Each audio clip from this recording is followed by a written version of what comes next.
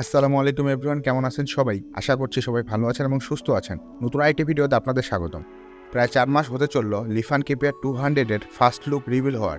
Bike নিয়ে অনেক মিশ্র প্রতিক্রিয়া দেখা গেলেও অনেকেই অধীর আগ্রহে অপেক্ষা করছিলেন বাইকটির লঞ্চ ইভেন্টের জন্য।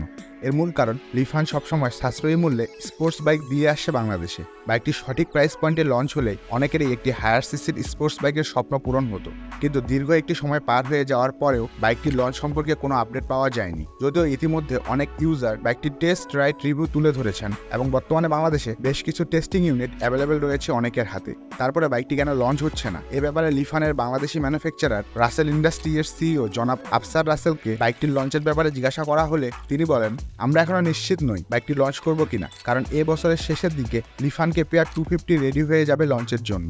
অর্থাৎ 2024-এর শেষের দিকে আমরা লিফান কেপিয়ার 250 পাচ্ছি, এটা নিশ্চিত। এবং এর ফলে কেপিআর 200 লঞ্চ হবে কিনা তা নিশ্চিত বলা যাচ্ছে না। হতে পারে কেপিআর 250 সম্পূর্ণ নতুন ডিজাইনের সাথে আসতে পারে, অথবা বর্তমানে কেপিআর 200 এর ডিজাইনের সাথে একটি 250 সিসির ইঞ্জিন যুক্ত করে বাজারে লঞ্চ হতে পারে, যা জানা যাবে কয়েকদিন পর। তো এই ছিল আজকের ভিডিওটি ভালো লাগলে লাইক দিন, চ্যানেলে নতুন হয়ে থাকলে চ্যানেল সাবস্ক্রাইব করে পাশেই থাকুন নিত্য নতুন বাইকের আপডেট সবার আগে পাওয়ার জন্য। ততদিন মতো সুস্থ থাকুন, দেখা হচ্ছে পরবর্তী কোনো ভিডিওতে। আল্লাহ হাফেজ।